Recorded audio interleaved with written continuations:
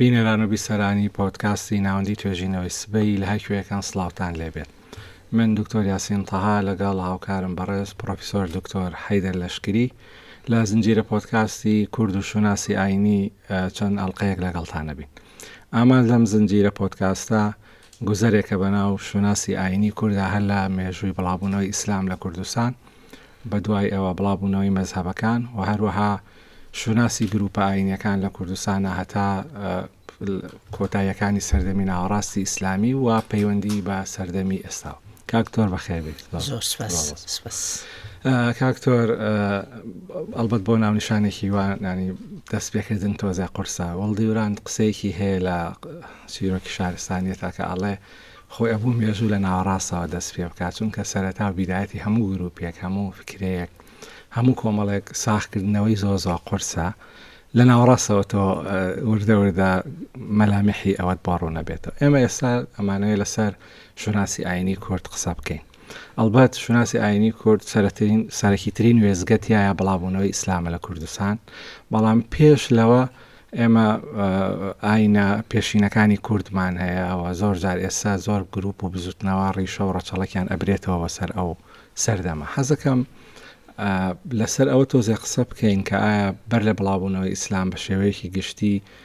پەیوەندی ئێستا لەگەڵ شارستانیەتەکانی پێش ئیسلام لە کوردستان چۆن ئەبینی، ینی ئەو ڕەبتە مێژوویی کە ئێستا ئەکرێت لە نێوان ئێستا و بەر لە بڵاوبوونەوەی ئیسلام. زۆر سپاس دکتۆرگیان. خۆی لە ڕاستیدا ئەم ڕەبتکردنە زیاتر با بڵێن خەمێکی ئێستاییانەیە کە وامان لە دەکات زۆر زار بگەڕێنەوە ئەو مێژووی بە تایبەتی مێژووی پێش ئیسلام. ڕەبتەکەش زیاتر پێیوەستە بە با بڵێن تێگەیشتنمان بۆ ناسنامەی کوردی کە دەمانەوێت بگەڕێنەوە ڕیشەیەکی بدۆزینەوە کە جیاواز بێت لەو ڕیشەیە کە لەگەڵ با بڵێ هاتنی ئیسلامدا دروست دەبێت. بۆیە دەبینین گەڕانەوە بۆ ئەم قۆناغا وای کردووە کە بەداخەوە تا ئێستا خوێندنەوەیکی وردی ئەو مێژووی پێش ئیسلامیمان نەبێ، ئەوەندەی کە کۆمەڵێک با بڵێن خستنە سەرە لەسەر ئەم مێژووە. یعنی چی؟ ینی هەوڵ دەدەین مێژوویەک بە بارتەقای ئەو ڕەوشەی کە لە ئێستادا هەمانە لەوێدا دروست بکەین و بیبینین. ئەمەوەی کردو بۆ منە ئەم مێژووە بەڕاستی ڕوون نەبێت، نەنەت بەتایبەت لە ئاستە گشتێکی کە مێژووی سیاسیە هەر زۆر ناڕوونە. ئینجا کە وردەبینەوە بۆ مێژووە ئاینیەکە لە ڕاستیدا تەڵختر دەردەکەوێ. ئەم تەڵخیەش پێوەستە بەوەی کە ئەم شوێنە ئەم ناوچەیە کەمتر بەرهەمهێنی دەق بووە، ئەوەندەی کە بەڵێ ئەوەندەی بەکاربەری ئەمانە بووە. زۆر بەڕوونی، ینی ئەگەر بە تحقیق قسە بکەین لە پێش بڵاوبوونەوەی ئیسلام لە کوردستان ئێمە دوو ئاینی زۆر سەرەکیمان هەیە لە ناوچەکە. یەکەم زەردەشتیە، دووەم ئاینی کریستیانە و جوولەکەکان بەڵام بەڕێژەیەکی کەمتر و سنووردارتر. ئێمە لە دەخەمێژوویەکانات جگە لە زەردەشتی لەسەر ئەو شارستانێتە کۆنانەی کە لە کوردستانە هەبوون تەسەوورێکی وامان هەیە کە تێر و تەواو و کامل بێ لەسەر ژیانی کۆمەڵایەتیان، بەهاکانیان، شێوازی ژیانی، تەریقەی بیرکردنەوەیان، مەنزومەی ژیان، ینی هەمانە هەتاوەکو مەسەلەن ئێستا بین ئەم شتانە پەیوەستکەینەوە. ئەزانی چی؟ ئێمە بە حکمی ئەوەی با بڵێن کاری ئەرکیۆلۆژی لە کوردستاندا لاواز بووە ئەم چەند ساڵی کۆتایی لێ دەربێنە، بۆیە مێژووی پێش ئیسلام مێژووی بۆ شایەکانە بەڕاستی 200-300 چەندین سەدا بە تاریکی هەیە. ئەمە وای کردووە کە تۆ ئەگەر بتەوێت مێژوویەک بەو تێگەیشتنە ئێمە بۆ مێژوومان هەیە کە بەردەوامێتیە لە مرۆڤی شانە دەرەوە تا مرۆڤی ئێستا، لە ڕاستیدا زۆر ئاڵۆز دەبێ و زۆر نادیاریەکانی زیاترە لە دیارەکانی. بەڵام لەگەڵەوەشدا بەڵێ هەندێک وردەکاریمان هەن بە تایبەتی لەو با بڵێن بنکە شارستانیانەی کە ئێستا با بڵێن بەشێکن لە چوارچێوە جیۆ ئیتنیەکە کە چوارچێوەی کوردستانە، هەندێک شوێنمان هەن کە ڕاستیدا کولتورێکی زۆر دەوڵەمەندی ئاینیان هەبووە، ئەمە پێش زەردەشتی و پێش کریستیان. بەڵام هێشتا لێکۆڵینەوەمان لەم بوارەدا زۆر لاوازە، وای کردووە کە ڕەبتەکە نەدۆزرێتەوە. وەک گوتم هەز بکەین دابڕانێک هەیە و تەواوکاریەک نییە. مەبەست کاکتۆر لە ئەرکیۆلۆژی ینی شوێن دۆزیە ئاسەواریەکان، بەڵام تەنها ئەوە ئایا قسەیەکێ لەسەر ئەمە ئایا تەنها ئەوە کافی ئێمە چەند شتێکمان دۆزی بێتەوە بە خێرایی مەسەن وەکو ئەوەی شانە دەرزێت یعنی یەکسەر پەلاماری ئەوە بین کە بڵێن ئەمە کوردستانە و ئەوە نەنکی کوردە و ئەوە لە پێشینەکانی کوردە چونکە بە نمونە وەریگرین ئێمە نزیکترین شارستانێت لێمانەوە مەسڕیەکان ئێمە ئێستا ئەتوانین بڵین تەسەوورێکی نیمچە کاملمان هەیە لەسەر ژیانی فیرعونەکان بەهاکانیان ژیانی حتا وێژەییان ژیانی ئاینیان شێوازی گوزەرانکردنی ڕۆژانیان بەڵام هێشتا کەلێن و درزی زۆرمان هەیە لەربارەی ئەو میلەتانەی لە کوردستان ژیاون پێش هاتنی ئیسلام کە سەرچاوە دەرەکەوێت مەبەستەکە لەوەیە ئەو قەبزە خێرایە یەکسەر بە دۆزینەوەیەکی شوێنەواری یاخۆت بە ئەشکەوتێک یاخۆت بە بینێکی شوێنەواری خێرا بین ینی جۆین یەگەینێک ڕەبتێک دروستکەین کە ئەمە کورد بوون یامە پێشینانی کوردنی ئەمە بەڵێ مانە لە نەتیجە لە کوردستان بوون بەشێکن ئەبنە شارستانێتی ناوچەکە وەکو جێگەیەکی شوێنێکی جێگەژیان بەڵام ئایا ئەو ڕەبتە خێرایە لەگەڵ کورد تۆ لە ڕووی ئەکادمیەوە پێت پەسەندە؟ خۆی ئێمە دکتۆر یاسین کێشەیەکی هەرە سەرەکی مامەڵەکردنی ئێمە لەگەڵ مێژوودا ئەوەیە کە مێژووی شوێن و مێژووی ڕێگەز بەیەکەوە ڕەبەت دەکەین ئەمەش لە ڕاستیدا لە ڕووی زانستیەوە ڕەنگە زۆر سەرچیخ بچین یعنی پێمان وابێ لەوەتەی ئەم خاکە هەیە خاکی ئەم ڕێگەزە ئیتنیەیە کە لە لێرەدا لە ئێستادا لە سەری دەژێ لە ڕاستیدا ئەمە نازانستیە ئەم لێکدانەوەیە هەر ئەمە شەوا دەکات کە تۆ وەک ئەوەی کە ڕوویدا لە دۆزینەوەی با بڵێن دۆزینەوەکەی شانەدار ئەم هەموو تەقینەوەی هەر کەسە لە شوێنی خۆی لێکدانەوە و شرۆڤی جیاجای بۆ کرد ڕێک پەیوەست بوو بەمەوە قۆناغەکانی دواتریش هەمان شت مەسەلەن تۆ ئەگەر دەی هەموو ئەوەی لەم لێرەدا ژیاوە ڕەبتی دەکەیتەوە بە ئەو کولتور ئەو ناسنامەیە کە لە ئێستادا هەتا دووچاری یەک کۆمەڵە گرفتت دەکاتەوە بۆی کە بەشێکی زۆری ئەوەی کە هەتا لە دیدی ئەسڵ لە دیدی خەڵکیرە نییە ئەوەندەی لە دیدی ئەویترەوەیە یعنی تۆ ئێمە لەسەر لولوبیەکان و گوتیەکان و نازم کۆمەڵێک خەڵکانی ترکە لێر لەسەر کە مێژووی شوێنەکەیە کەمترین زانیاری خۆییمان هەیە ئەوەندەی زانیاری دەرەکیمان هەیە ئەوانی تر چۆن قسەیان لەکردوون ینی بە کورتی مێژووی کۆن بریتە لە تەسەوراتی ئینسانی ئێستا بەڵام ئەم ئینسانانش ئێمە نین ینی ئەوانن کە شوێندۆزیمان بۆکەن ئەوانەی کە ئاسەوارمان بۆ دەستەوە کاکتۆر ئەو کێشەیە تەنها لە کوردستانیش نییە هەر حەزم کرد ئاماژەی پێ بکەین کە حتا لە عێراقش ئێمە ئەو شارستانە دەوڵەمەندانەی کە هەبوون ئاشووریەکان ئەکەدیەکان سۆمەریەکان ینی بەڵێ وەکو ناو لە مۆزەخانە هەن لە ئور گرنگی پێدرێ بەڵام هێشتا ڕنگدانەوەی بەهاکانیان و شێوازی ژیانیان لە سەردەمی ئێستا نابینێەوە تەسەورێکی ڕوون نییە تەنها ڕووپۆشێک هەیە کە عێراق بریتە لە درێژکراوی ئەم ناو شارستانێتانە بەڵام ئەو شارستانێتانە چی بوون چۆن بوون گرنگی پێ نادرێەوە باەخی پێنادێ و زانیاریش دەربارەیان نییە ئەمە لێرە ئەمەی پەڕمەوە بۆ باسی شتێکی تر بکەین کە مەسەلەی ئەوەیە لە مێژووی کۆین بینە دەرەوە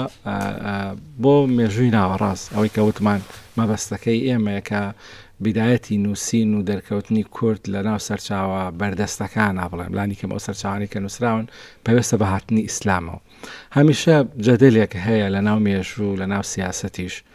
کورد بە زۆر مسلمان بۆ یا بە شمشێ یا بە خواست یا بە ڕەغبەتی خۆی ئایا ئەو جەدەلەمان پێویستە؟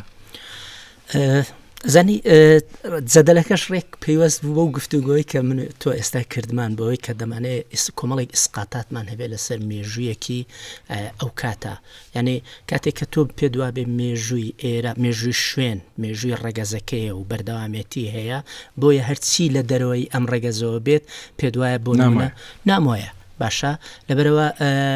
ئەوەی کە تۆ جەختی لەسەر دەکەیەوە ئەو وەختە یان وێنای مێژووی دەکەیتەوە بەو چەشنە دەبێتن کە تۆ خۆت وەک ڕێگەزەکە پێویستت پێێتی لەبەرەوەش ئەو مەسەلەی ئەو جەدەلەی کە لە ڕاستیدا دەمێکە ئەو جەدەلە دروست بۆ ئایا کورد بە شمشێر بۆتە مسلمان بەخواستی خۆی بۆتە مسلمان ئەمەوەی کردو کە زۆر زەر تۆ لە ڕاستیدا گرفتت بۆ دروست بێت کە چۆن بتوانانی مامەڵەیەکی دروستی ئەکادیمیانە زانستیانە لەگەڵ ئەم بابەتە بکەیت چونکە لەبەرەوەی زۆرینەی ئێستا مسلمانە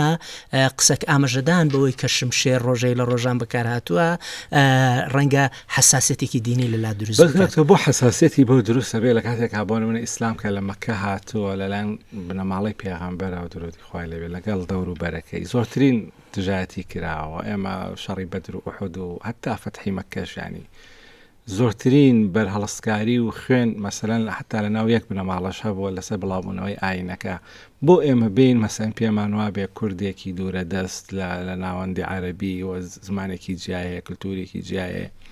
لانی کەم ئاینێکی جیای هەیە بۆ مەسەلەن ئەو بەریەکەوتنەی نەبوو بیان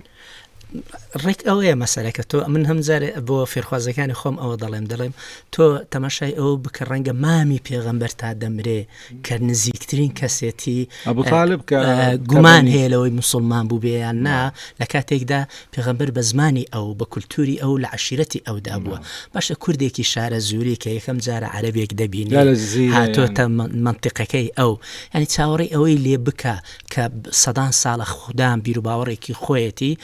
تەوەقعی ئەوەی لێ بکە کە داکۆکی لە خۆی بکە بە تایبەتی کە بنیادە کۆمەڵایەتێکی بنیادێکی خێڵەکیە بە ئاسانی دەستبەرداری ئەو کولتورە نێوخۆیەی خۆی نابێ بۆ ئەوەی لە شوێنی ئەودا کولتورێکی تر بێتەر بەوەشە وا دەکاتن سێسە هەندێک شوێن ئێمە گەڕیدەیەکمان هەیە بەناوی مسعری کوری مەهەلهەل هەراتۆتە ئەم شارە زوورە دوای 300 ساڵ دەڵێ بە شمشێر ئەم خەڵکە نەبوو بە مسلمان هەمویان لیان وەڕز بوون اینجا خۆیان هاتن بوو بە مسلمان کەواتە ئەمەش گۆڕینی بیر و باوەڕ لە ڕاستیدا پرۆسێسێکی کۆمەڵایەتیە بەر لەوەی کە پەیوەست بێ بەوەی کە کامە پەیامێکی خودایی و باڵایە مەسەلەکە پەیوەندی بە باڵایی پەیامەکە نییە ئەوەندەی کە تێگەیشتنی کۆمەڵایەتی بۆ دیار دەکە بۆ ئاینەکە بڵێم لە ئەدەبیاتی ئیسلامی پێوتێ فتوحات بەڵام مەسەن بەزاراوە ئەکادیمی دەقیقەکەی لەشکرکێشیە هاتن یا بڵاوبوونەوە پرۆسێکی پێشەکیش بۆ ینی ئەوە نەبووە مبەشیر لە پێشا بێن مەسەن ئاینەکە بڵاو بکەن و حتا ئێستا لە ناوەندی عەرەبی هەندێ ناوەندی ئیسلامیش ئیشکال هەیە لەسەرەوەی کە ئێمە ئەوە شتێکی دروست بووە کارێکی دروست بووە لە شکر بچێ لە ناوچەکان بڵاوێت ئێمە مەسەن ئەزمموی ئەندەلوسمانەیەکە چەندها ساڵ لە ژێر سایە حکومی ئیسلامی و عەرەبیان بووە بەڵام کاتی هاتوونەتە دەرەوە تەواو ینی هەڵگەڕایەوە بەڵام بۆ نمونە لە ئەندەنووسیا یاخود لە ڕۆژهەڵاتی ئاسیا کە ئیسلام ڕێگەی تیجارەت و بانگەوازەوە بڵاو بۆتەوە زۆر بەهێزە بەڵام لە ئەسپانیا ئەوانە کە بە ئەوەی پێوتێ فتوحات یا بە لەشکرکێشی فترێکی زۆریش کەوتۆتە ژێر هەژمونی ئیسلامەوە بەڵام دوای کە ئیسلام لێ دێتە دەرەوە ئەگەڕێتە سەرباری پێشووی خۆی ئەوەی کە ماوەتەوە ئێستا تەنها چەند کۆشک و مزگەوت و ئاسەوارێکە مەبەستەکە لەوەیە خوێندنەوەی مێژوو ئەوێ بەو بەچاوی ئێستا نەبێ بە چاوی ئەو کاتە بێ دوو شتێکی تر حەزەکەم ئاماژەی پێ بکەین کە لە دەقەکانە زۆر ئەوەمان هەیە شەڕ بەرەنگارانی هەر لە بەلازری لە فتوح البلدان لە تەبەری لە ئیبن ئەسیر ئێمە لە شارە زۆر شەڕمان هەیە و لە زۆر شوێنی ترە هەمانە سوڵح بە خەراج سوڵحیانی چی ینی ئامادە بووە خەراج بە مسلمان نەبێ ئێمە چەند پاشماوەی ترمان هەیە وەکو پیری شاریار وەکو لە هەورامان لە زۆر شوێنی تر کە ئەوە باست کرد گەڕیدە هاتوون بینی یانە ئاسەواری نائیسلامی لە کوردستانە تا ئەو کاتش هەبوو مەبەستەکەمان لەوێ بەس کاکتۆر لە دوای هاتنی ئیسلامەوە ئێمە لە سەرچاوەکان زۆر تۆ ئیشتیا کردووە زانی باسی کوردمان هەیە بەڵام دوای ئەوە لە پڕا بزربوونێک هەیە لەسەر مێژووی کوردستان و چۆنێتی مسلمان بۆنەوەی کورد و چۆنێتی بەڵاوبوونەوەی ئیسلام لە کوردستانە ئەو تەم و مژە مێژوویە تاکەی ئەخایانێ و درێژەیە بێت خۆی لە ڕاستیدا ڕەنگە بەشێکی پێوەست بێ بەوەی کە کولتوری نووسین لە شارسانەتی ئیسلامیشدا خۆی چەند لانی کەم سەدەیەکی ویست بۆ ئەوەی تەواو گەڵاڵە بێ لەو قۆناغەدا با بڵین بەشی گشتی مێژوو هێشتا مێژووی عەرەبە نەک ئەو میلەتانێک کە کەوتنە ژێر دەسەڵاتی مسلمانانەوە ئەمە لەلایەکی تریشەوە لە ڕاستیدا وێنەیەکی ڕوونیان نەبوو لەسەر کورد ئەمە نەکرد پێوەستە بە سەردەمی ئیسلام سەردەمی پێش ئیسلامیش لە سەردەمی ساسانیشدا ئەسڵەن کورد وەک با بڵێن ناوێکی ئیتنی ئاوا چڕ نەبوو بۆەوە لە بەڕێگەزێکی دیاریکراو ئەوەندەی کە مانایەکی کۆمەڵایەتی هەبوو هەندێک لە دەقەکاندا پێمان دەڵێن کە هەندێک جار بە دەیلەمەکان گوتراوە ئەکرات تەبەرستان، کوردەکانی تەبەرستان، بە عەرەب گوتراوە ئەکرات سوورستان مەسەلەن، واتە کوردەکانی با بڵێن نیمچە دوورگەی عەرەبی، کەواتە چەمکەکە لە دەستپێکدا چەمکێکی کۆمەڵایەتی بوو، بەڵام بەرەبەرە مانایەکی ئیتنی وەردەگرێ. اینجا وە گوتم لە سەردەمی بەتایبەتی سەردەمی ڕاشدینی سەردەمی ئومەویدا هێشتا مێژونووسی وەک کایەکی سربەخۆ ئەوەندە گەشەی نەسەند بوو کە بتوانێ کۆی ملەتان بگرێتەوە. اینجا فۆکەسیش زیاتر لەسەر بنکە شارستانیەکان بووە. خۆ ڕاستە مەسەڵەن مێژونووسی ئەمە بۆ عەرەبیش هەر ڕاستە، مەسەڵەن تەبەری و ئەوانە لە قەڕنی چوارە زۆر لە دوای سەدەی سێمەوە مەسەڵەن دەرکەوتووە، بەڵام ئێمە لە هێشتا تەسەورێکی ڕۆن و تەواومان نییە بەو جۆرەکە ئیسلام چۆن لە کوردستان بڵاو بۆتەوە لە ناو خەڵک، چۆن هەتا ئەو کاتێک کە مەزهەبەکان دەرەکەون. بەڵام ئەبینی بە درێژایی ئەو چەند ساڵەی دوایی زۆر حکایەت و زۆر چیرۆک، مەسەڵەن ئێمە یەک سەحابیمان هەیە، وابزانام یەک فەرموودەشی هەیە، یەک فەرموودەیە تا ئێستا نەبووە بەدوو، بەڵام چەند حکایەت دروست کراوە لەسەر ئەوەی کە وێنەراتی نەتەوەیەکی کردووە و چۆتە لای پێغەمبەر و بە ئەم نەوعە خەیاڵ پڵاویە لە دروستکردنی دەقوتێک بۆ فترێکە نیمانە. چی ئیشکالێک دروستەکە لە تێگەیشتنی واقعی و ڕاستەقینەی مێژوو؟ وەڵا زۆر، چونکە بەشێکی زۆری ئەو مێژووە کە نادیار بووە وای کردووە کە با بڵێن حکایەت و چیرۆکی زۆر دروست بکرێت. ئێمە لەبەرەوەی کورد خۆی دەقی بەرهەم نەهێناوە، دەقی با بڵێن ملی تایبەت بەخۆی، ئەمە وای کردو ئەگەریش بەرهەمی هێنابێ پتر مێژویەکی زارەکی بووە، مێژوی زارەکیش زۆر بمێنێتەوە 200-300 ساڵێکە، دوای ئەوە ئیتر وەکو حکایەتێک دەمێنێتەوە کە با بڵێن ڕەهەندە مێژوویەکەی لە دەست داوە. لەبەرەوەشە ئەمەوا دەکات کە تۆ وێنەیەکی ڕوونی ئەم قۆناغت نەبێ، بە تایبەتی مەسەلەی چۆنیەتی بڵاو بوونەوە، چۆنیەتی با بڵێن پەیوەندی بە کۆمەڵایەتی بوونی ئیسلام و ئەمانە. ئێمە لێرە ناچار بەوە دەبین بۆ نمونە تۆ ناوی چەند کەسێک هەڵبژێری بزانی چ گۆڕانکاریەک ڕوویداوە. باشە لە شارە زوور لە سەدەی سێیەمدا مەسەلەن سەرکردەیەکی خەواریجەکان هەبوو ناوی محەممەدی کوڕی خۆرزاد، باشە لە سەهاو سەردەمی ئەودا لە بەغدا یەکێک لەوانەی کە وەرگێڕ بووە لە زمانی سریانیەوە بۆ با بڵێن بۆ عەرەبی، عەلی کوڕی عیسای با بڵێن یەزدان ڕۆژی کوردی،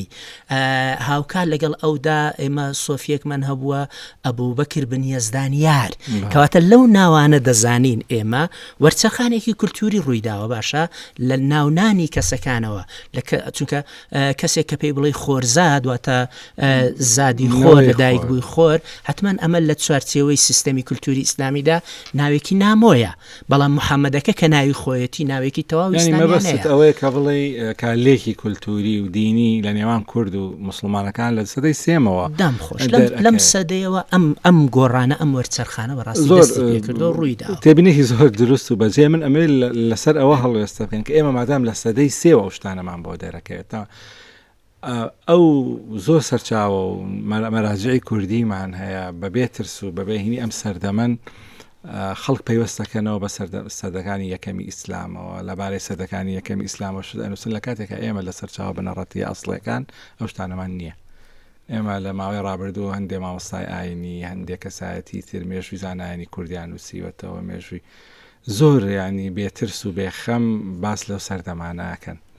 ئێمە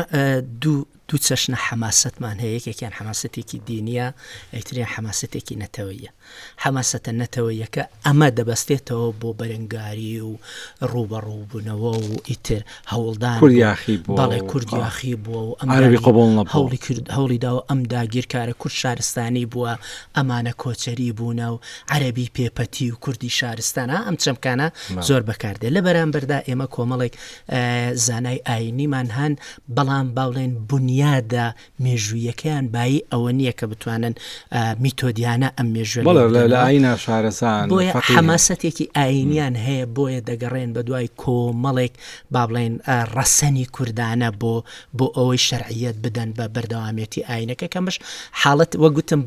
لە چوارچێوەی حەماسەتەکەدا ڕەنگە ڕەوایەتی هەبێ بەڵام لە چوارچێوەی لێکۆڵینەوەی مێژوویدا ئەمەی نامێنێ ئەم بەهای نییە چونکە بە تەواوی ئەو مێژووی کە سەردەمی ڕاشیدینە و سەردەمی ئومەویە لە ڕاستیدا ڕەنگە ناوی دوو کورد نەدۆزیتەوە. بەڵێ حتا ئەو سەحابیە مەیمون ینی تەنها بە جابان جابانی کوڕی مەیمون کە ئەمەش با بڵێن لە سەحاحەکان ناوی نەهاتووە لە قۆناغی درەنگتردا تەبەرانی یەکەم کەس لە جابانی کوردی کە کوڕەکەی ناوی مەیمونە کە کوڕەکەی لە باوکی دەجێڕێتەوە اینجا لە هەندێ ئێستا تەنانەت گومانێکەیە کە ئەسڵن ناوی جابان کوردی بێ چونکە لە هەندێک دەغدا نووسرا جابان سەردی لەبەرەوە مەسەلەکە ئەوە نییە کە تۆ با بڵێن بەڵام وەگوتم حەماسەتە ئاینیەکەوا دەکات تۆ بە دوای ڕیشەی یەکەمین دابگەڕێەوە چونکە حەماسەتی ئاینیمان بتێنێتەوە لە حەماسەتە لەتەوەیەکەدا نەبراوە یەک شتەیە حتا ئەگەر مەسەن ئێمە داینێن جابان کووردە و سەحابیە و ئەوایە ڕێوات ئەو ڕێواتانە وەرگین وەکو خۆی بەڵام مسلمان بوونی یەک کەس نابێتە بەڵگە چونکە خۆ ئێمە بیلالی حەبەشیمان هەیە بە تەنها مسلمان بەخۆ خەڵکی حەبەشە مسلمان نەبوون خۆ سوهەیبی ڕۆمیمان هەیە خۆ ڕۆم مەسیحی بوون مسلمان نەبوون ینی ئەکری حاڵەتێکی فەردی بێ بەڵام بڵێ وەکو سیمبۆڵ ئێستا تۆ ئەگەر بگەڕێی بە دوای لینکێکە کورد ببەسیتەوە بە سەردەمی نبوەتەوە پێغەمبەر سەردەمی پێغەمبەرەوە درودی لێبێ یەکسەر ینی ئەتوانی مەسەن ئاماژە بکەیت وەکو شتێکی سیمبۆڵی وەڵام وەکوەوەی کە بڵێ ئەمە نوێنەری نەتەوەیەکەوە بە ناوی نەتەوەیەکەوە چووە و ینی ئەو حینەیە ئەمە جۆرێکە مەبەسمەوەیە کە چێتە ناو ئەو حەماسەتە دینیەی کە هەیە لە مقابلە حەماسەتی نەتەوەی تر هەیە کە شەڕەکان و بەرەنگاریەکان گەورەتە ئەمە تێپەڕێنین بچینە سەر بابەتی ئەوەی کە ئەو کاتێک کە کورد دەرەکەوێت شتێک جێگەی ئاماژەیە کە لە سەرچاو ئیسلامیەکانە حاڵەتێکەیە جێی دڵخۆشیە کە کورد وەکو ناوی نەتەوەی خۆی ناوی براوە وەکو کۆمەڵێکی تایبەت لە ناو فەزایەکی گشتی ئیسلامیە وجودی هەیە لەو کاتێک کە سەرچاوەکان دەرەکەوە ینی ناوی کورد هەیە بەڕوونی و بەڕەوانی وەکو گروپێکی ئەتوانی ینی بەڵێ وەکو قەوم نەتەوە ناوی نەبرا بەڵام ئەتوانی فامی ئەوە بکەیت لە سەرچاو ئیسلامیەکانە کە کورد نەتەوەیەکی جیاواز بووە لەکەیە بەڕوونی ئیتر ئێمە وێنەی ڕوونی کوردستانمان تقریبا نیمچە ڕوونی کوردستانمان لە سەرچاوەکانە بۆ دەرەکەی لە دوای سەدەی سێکە باست کرد کە ویش دەرکەوتنی مێنشینەکانەوە دەرکەوتنی مەزهەبەکانە لێرە چۆن ئەتوانین سۆراغی کورد بکەین لە ناو فەزا شارستانیە گەورەی کە بوو ئێمە لەم حاڵەتەدا بەڕاستی ئەوەی کەوا دەکات لەم قۆناغەدا کورد دەربکەوێ ئەوەیە کە کوردانێکمان هەن وەک کارکتەر و کەسی کارا لە چوارچێوەی ئەو شارستانێتە نوێی کە شارستانەتی ئیسلامیە ڕۆڵ دەجێڕن ئەمەوا دەکات کە ناسرااو بن بناسرێن و ئەم ڕۆڵیش کە هەیەەوە دەکات کە خەڵکانێک بە دوای ڕیشیاندا بچێت باشە ئێمە کەسێکی وەکو مەسعودی بۆ نمونونەکە کتێبەکەی خۆی نووسیوەتەوە لە مروجە دەهەب بە وردی پێناسەی کورد دەکات پێمان ئەمە شوێنەکانە ئەمە خێڵەکانە زمانیان هەیە فرەزاریان هەیە لكل نوع من الأكراد لغة لهم بالكردية هذا ئەمە دقەکەی ئەوە کەواتە پێمان دەڵێن ئێمە لە کۆتایی سەدەی سێم و دەستپێکی سەدەی چوارەمی کۆچیدا نەتەوەیەکت هەیە ئێستا بەرەبەرەوە تێک ئاوێتە دەبێت لەگەڵ ئەم چەمکە نوێیە کە چەمکی ئومەتی ئیسلامە و کارکتەرەکانی یان با بڵێن کەسایەتی کارەکانی لە شوێنی زیادزیادا هەندێکیان لە ڕووی کارجێڕیەوە کار دەکەن بەڵام ئەوەی کە زیاتر ڕۆڵیان دەبێت با بڵێن بەشێکی زۆریان لە زانستە ئاینەکانەوە دەست پێ دەکەن بە تایبەتی لە بنکە شارستانیەتەکان لە کوفا لە بەسرا ئینجا دواتر کە بەغدا وەک سنتەرێکی شارستانی دەردەکەوێت دەبینین کوردانێکمان هەن لەوێ خەریکی زانستەکانن ناویان دێت باسییان لێوە دەکرێت خەڵکی شارە زوورە خەڵکی کرماشانە بەڵام لەوێدایە ئیشی خۆی دەکات و ناوی دەردەکەوێت هەر بەلادری کە تەنەزە ناومان هێنا لە فتوح البلدان هاتووە ئەگەر دەیەوێت مێژووی با بڵێن فەتحی شارە زوور و ئەمانە بپرسێ دەڵێت من لە کۆمەڵێک شێخی شارە زورم پرسی کەواتە کۆمەڵێک شێخی شارە زورت هەیە کەسایەتی شارە زوریت هەیە وا دەکات بەلادری جیان لێ بگرێ کە دێن ڕیوایەتی سەردەمی باڵم پێشووی ئەم مێژوە دەکات ئەمە تێبینیەک بین کاکتەوە لەوێ خۆی ئەو کەلێنەی لە مێژووی کورد لە بیداەتی ئیسلام تا سەدەی سێ هەیە ئەمە شتێک نییە تەنها لە کوردستانە بێ ئێمە لەناو هەموو میلەتانی دنیا وەکو وتم مەسەرەن دیوراند ئەڵێ مێژوو پڕە لە فەجەوات لە عالەمە ینی پڕە لە کەلێن پڕە لە درست وەزیفەی مێژوو نووسەکانی ئێستا ئەوەیە سۆراکردنە بۆ پڕکردنەوەی ئەو کەلێنانە بەڵام بەرمەبنای حتا تۆ ئەگەر تەحلیلیش بکەیت ئەگەر تەسەوریش بکەیت ئەبێت تەسەورەکەت بەرمەبنای ئاماژەی دروست بێ ینی ئەمە شتێک نییە عیبە بێ بەڵام بۆ کورد لەناو عەرەبیش هەیە لەناو فارسیش هەیە لەناو ئینگلیزیش هەیە ینی ئێمە لە مێژوو پڕە لە کەلێن پڕە لە درست بەشێک لە ئیشەکانی تەحلیلی تاریخی بەشێک لە ئیشەکانی میتۆدی تازە هەوڵی دروستکردنی تەسەورێکە بۆ ئەو فەجەواتە تاریخیانە بەڵام وەکو جەناب بەدوتت لەسەر بنەمایکی دروست لەسەر نەک لەسەر حەماسی نەتەوەیی و نەک لەسەر حەماسی ئاینی مادام ئێمە مسلمانین وێنێکی جوان بۆ مسلمان بوونی کورد دروستکەین مادام ئێمە نەتەوەیین وێنەیەک دروستکەین کە ئێمە ناهەر بەرهەڵسکاری ئیسلام بوو ئەلبەت هەر لەم میانەیە شتێک کە زۆر زەقا و زۆر گرنگە لە مێژووی کوردان مەسەلەی خەواریجە کە فترێکی زۆر ناوی کوردی پێوە پەیوەست بووە ئەمەش هەر ئیسماری تیا کراوە بۆ ئەوەی کوردیاخی بوون و مسلمان نەبوون لە بەدیوێکی ترالیەک دراوەتەوە کە وێنەی کوردی پێناشرین کراوە کە ئەمانە هەر عسین حتا ئەوەی کەم مهلەی ئەوەی خەزرەجی کە باست کرد هاتووەتە ئێرە زۆر بەڕوونی باسیەکە کە ئەمە میلەتێکن بەردەوام یاخین حەمەوی یاقوتی حەمەوی هەروە ئەڵێ هە زۆر مێژوونووسی تر ئستینتاجی ئەوەیان کردووە کە کورد یاخی بوون بۆ یەکەم دەرکەوتن و تەقینەوەی ناوی کورد بە شێوەیەکی بەربڵاو پەیوەستە بە خەواریجەکانە بەر لە هەموو شتێک ئێمە با بڵێن هەر خەواریج خۆی ئێمە وێنەیەکی ڕوونی خەواریجمان نییە وێنەیەکی سونیانە و وێنەیەکی شیعیانەی خەواریجمان لەبەرەوەی دەقەکانیان فەوتاوە لەبەرەوەی دەقەکانیان هەر ئیبن نەدیم بە ئەشکرا دەڵێتن دەڵێ کتێبەکانیان شاردراوەیە و دەقەکانیان نەماوە کە باسییان دەکات لەم منطقەیە بۆیە ئێمە وا تێدەگەین کە خەواریج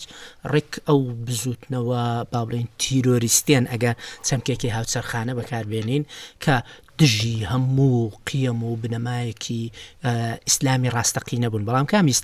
ئیسلامی ڕاستەقینەی سونی ئیسلامی ڕاستەقینەی شیعی چکە هەر ئەو دوانە هاتون زیاتر وێنەیان کردوون ئەمانە حکایەتەکەی پەیوەندی کورد ئەو خەواریج پەیوەستە بە خەواریج خۆیەوە کاتێکە با بڵێن وەک گروپێکی ئاینی با بڵێن وەک ڕەوتی سێیەم دەردەکەون لە نێوان ململانەی دوو قوتب کە هەر یەکەیان دەیەوێت هەژمونی سیاسی بەسەر جیهانی ئیسلامیدا هەبێ وەک ڕەوتی سێم دەردەکەون کە شکست دێنن ناچار بەوە دەبن پەنا بۆ کوردستان بتوانین بڵێن یەکەم بڵاوبوونەوەی خەواریج لە کوردستان لە ڕێگەی ئاوارەیی و پەنادانەوە بۆکەوەی دێنە شارەزوو لە دوای لە جەنگی نەهرەوان بەڵام گاک تۆ شتێک هەیە لە ماوەی چەند ساڵێکا چەند قات زیادە بن ینی 8 قاتی ینی 400-500 کەس دێنە شارەزوورەوە وەکو لە دەقەکانە هەیە بەڵام لە ماوەیەکی کەمنە لە ماوەی چەند دەیەکە 8 قات زیادە بن ئەبن بە 6,000 کەس ئەمە خۆی جێتی ئەمە خۆی لێرەشدا دەبێ بچیوە سەر دیسان سەر ڕیشەی خەواریج لە ڕاستە خەواریجەکان پێشەوەی پێیان بگوترێ خەواریجەکان پێیان دەگوترا القوڕا قورئان خوێنەکان بوون ئەمانە قورئان خوێن بوون باشە خۆشیان بەخوا فرۆشتووە تەکەواتە لە لای ئەوان ئاین سنتەرە تەنانە لە کردەی سیاسیشدا ئەسڵەن گرفتی ئەوان لەگەڵ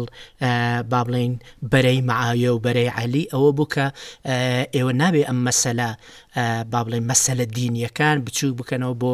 ئینسان ئەمە شتێکی خوداییە باشە کەواتە ئەو پاشخانە ئاینیان ئەگەر هاتنە ئەو شوێنانە نیشتەجێ بوون ئەلێرەیە زیاتر کۆنتاکتێکی ڕاستەوە خۆ دروست دەبێت تۆ بەحسێک هەبوو لەسەر خەواریج لێ باس لە فەقیهێکی خەواریج کردووە لە ئازەربایجان لە ناو کورد بەڵام لەو حاڵەتە بچووکانە بەدەر ئێمە جگە لە ئینتیمای سیاسی کورد بۆ خەواریج نابینین کە تەمان خەواریج مەبادئی هەیە کە تەکفیرە و کە ینی مەسەلەی شتێکیان هەیە کە زۆر لەگەڵ مەزاجی کوردیان ڕەنگە بێتەوە ئەویش ئەوەیە بە مەرجی نابینن کە خەلیفەیە خۆت فەرمانڕەوا قوڕەیشی بێ لە کاتێکە ئەمە بنەمایەکی سەنتەرە جێگیرە لە بیر و باوەڕی سونیە کە ئەمە خەلیفە قوڕەیشی بێ و ئەبێ لەوە بێ ینی عەرەبی بێ جگە لەوە ئێمە نازام ئەگەر زۆر سۆراخ بکەی هیچ ڕنگدانەوەیەکی مەبادی و ئەفکاری تری خەواریج جگە لە هەندێشتی زۆر کەم مەسەلەن مەسعودی ئەڵێ لە ناو کورد بەراعەت هەیە لە عەلی و عوسمان کە ئەمە مەبدەیەکی خەواریجانەیە بەڵام ئەبینین شتی تر ئەبینین کە خەوارج لە ڕووی کولتوری و لە ڕووی عەقیدەیەوە لە ناو کورد بڵاوبوو بێتەوە جگە لە ئەو دروشمە سیاسیە. هەر بە مەسعودی دەست پێ دەکەم مەسعودی خۆی دەڵێتن کە لە نێو چەند خێڵێکی کورد بەرات لە عەلی و عوسمان مەسەلەن یعقوبیەکان ناوی یعقوبیەکان دێنێ کوردە یعقوبیەکان وهروەها دوای ئەویش باسی شەمەردلیەکان دەکرێت کە یەکێکن لە خێڵە کوردیەکان لە با بڵێن دیسان هەر لە شارە زۆر ئەم مانای ئەوەیە کە نوخبەوی نەماوەتەوە چۆتە ناو خەڵک اینجا ئەوەی کەوا دەکات تایبەتمەندیەکی وەربگرێ ئەوەیە کە ئێمە سەرکردەی خەواریجی کوردمان هەیە لە دەستپێکی بزوتنەوەی خەواریجیدا نا زۆربەی سەرکردەکان لەو خێڵە عەرەبیانە بوون کە با بڵێن ڕۆڵێکیان هەبوو لە دەستپێکی ئیسلام و بەتایبەتی شەیبانیەکان هاتنیان بۆ ناوچە کوردیەکان چەشنێک لە پەیوەندی کۆمەڵایەتی دروست بووە بەر لەوەی کە پەیوەندیەکی ئاینی دروست ژن و ژنخوازی و ئەمانە بەڵگەی ئەوەی لە قۆناغەکانی درەنگتریشدا دەبینین کەسانێکمان هەن بەدایک شەیبانیە بە باوک کوردە یان بە پێچەوانە بەتایبەت لە مووسڵ چونکە ئەوانش زیاترینی دەستپێکی نیشتەجێبوونیان مووسڵ و سەرەوەی بوو تاوای لێ دێتن کە هەرێم کە پێ دەڵێن هەرێمی جەزیرە پێ دەوترێ جەزیرەی خەواریجەکان باشە کەواتە بەشێک لە کوردەکان لە ڕاستیدا ئاوێتەی ئەم مەسەلەیە دەبن زۆر بەلامەوە گرنگە کەوتت بەشێک خۆی شتێکێک کاکتۆر مێش و سەبەتە میوە نیەتەوە مەسەن چی لێ بەدڵ بوو بیهێنی و ئەوەی بەدڵم نییە فەرامۆشی بکەیت ئێستا بەڵێ هەڵوێستی و تێکەڵێکی زۆری کورد لەگەڵ خەواری چێبام لە هەمان کاتا ئێمە زۆر کوردمانەیە لەگەڵ خەلافەت بوون و زۆر جار هەیە ئەمە شەرنی ئەموێنە مێژوویە تاسە بەردەوام بوو بێ بۆ نمونەیەک لەو کەسایەتیە زۆر بەناوبانگانە دەیسەمی کوردیکە وەکو خارجی هەمیشە ئاماژەی بەوەکرێ بەڵام لە کۆتاییەکانی ژیانی ئاماژە هەیە کە دەستبەرداری بیری خەواریج وازم تۆش باس کردو ڕێک وایە ینی دقە هەرە بەناوبانگەکە کە پەیوەندی کورد بێ بە خەواریج ئەوەی مەسعودیە جەنابەت ئاماژەت پێکرد دەڵێ منە الئەکرادی من یەڕەون ڕەئی الخەوارج لە کوردان هەن کە ڕاوبۆچوونی خەواریجیان هەیە ئەمدا بەشبوونە لە ناو عەرەبیش هەروایە بەڵێ خۆ هەموو عەرەبیش نەبوون بە سوننەش هەموو عەرەبیش نەبوون بە شیعە بامان شێوە بەڵام ئەو کوردانەی کە لەو قۆناغەدا دەرکەوتن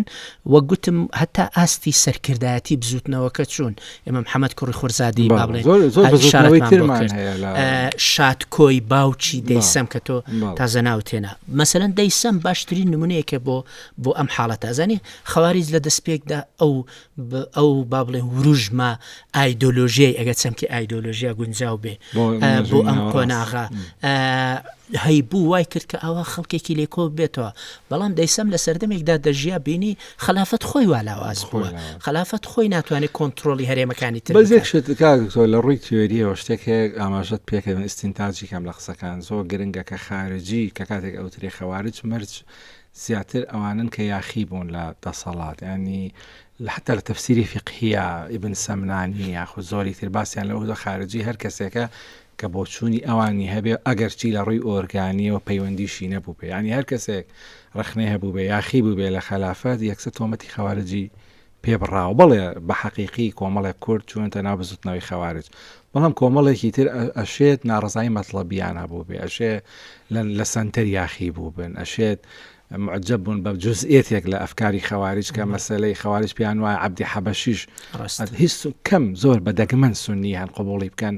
خەلیفە قوڕیشی نەبێ مەسەن بەدەگمەن هەمانە حاڵەتی باقلانی لە ناو ئەشعەریەکان مەسەن فترێک باسی لەوە کردو کەواتە ینی ئەو خەواریج بوونەی کورد بەو تەعمیمە نییە و ئەبێ لە ڕووی علمیەوە بچێ ناو دیتێڵ و وردەکاریەوە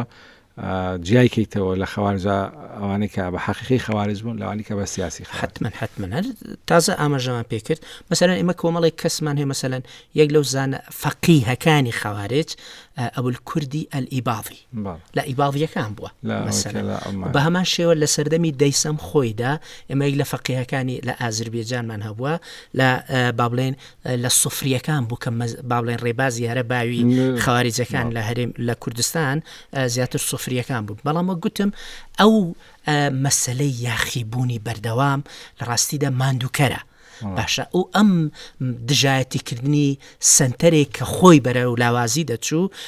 مانایەکی نامێنێ لە بۆ کاری سیاسی هەرەمەیەوا لە دەیسەمی کوڕی ئیبراهیمی کوردی دەکات بەرەبەرە واز لێبێن هەر مەسعودی بە وردی دەڵێ ئەسلەمە منهم دەیسەم یعنی بوو ئەسلەمە لێرە بەمانای وازێنانی دەیسەم فترەی خەوارج بۆ فترێکی تر هەیە ناوی لەسەر دراو هەیە دام خۆش هەر لەو قۆناغەدا دەیسەم کە شکستی سیاسی دێنێ لەگەڵ ئەودا دەچێت هانا بەر خەلیفە دەبات شکستی سیاسی دێنێ بەرامبەر بە باتنیەکان بە تایبەتی با بڵێن کە لە دەیلەمەکان زۆربیان باتنی بوون ئیتر ئەمە وای دەکات هەر مسکەوەی بەڕوونی دەڵێ مشکلەی دەیسەم ئەوە بوو کە ئەو لە خەواریج بوو ئەوەی پشتی پێدەبەستن باتنیەکان بوون لەبەرەوە دوای ئەوە ئەگەر دەسەڵاتێک پەیدا دەکاتەوە یەکەم کەسی شەکە لە باوڵە لە مێژووی ئیسلامی کووردا کە دراوی بە ناوی خۆی لێداوە ناوی خەلیفەشی لەسەر دەستبەرداری خەواریج بۆ لە کەواتە ئایدۆلۆژیایەک نامێنێ بە ناوی خەواریج بۆ ئەو کە گرنگ بێ بۆی بتوانێت خەڵکی لێ کۆ بکاتەوە ئەوەندەی کە دەسەڵاتی سیاسی بۆ زۆر باشە کاکتۆر بابەتەکان چڕەن و زۆر قسە هەڵگرن لەم ئەڵقا ئەوەستین تا ئەڵلقەی دووەمەچین لەسەر باسی زیاتری کورد پەیوەندی کورد بۆ بزوتنەوە ئاینیانی کە لە سەدەی ناوەڕاستی ئیسلامیە سەری هەڵداوە لە ئێستا ڕێز و سڵامان هەیە و کۆتایی بەم ئەڵقەیە هێنی زۆر سپاس دەست خۆش بێت سپاس